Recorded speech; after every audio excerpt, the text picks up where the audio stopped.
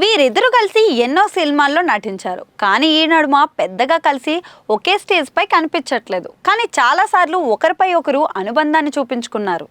తాజాగా ఆలీకి surprise gift పంపించాడు చిరంజీవి. ప్రతి ఏడాది సమ్మర్లో బ్రహ్మానందం ఆలీకి తన తోటలో పండే మామిడి పళ్ళను పంపిస్తుంటారు చిరంజీవి. ఈసారి కూడా తన తోటలో పండిన మామిడి పళ్ళను స్పెషల్గా ప్యాక్ చేసి పంపించారు చిరు.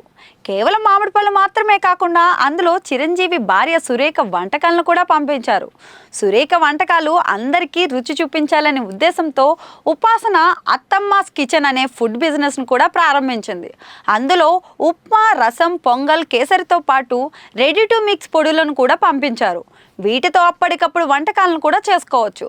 మరి గిఫ్ట్ వీడియోను అలీ భార్య జువేదా తన యూట్యూబ్ సోషల్ మీడియాలో అకౌంట్లో అయితే పోస్ట్ చేసేసింది. చిరంజీవి తమ మీద ఉన్న ప్రేమతో ఇవన్నీ పంపించారని చెబుతూ మురిసిపోయింది.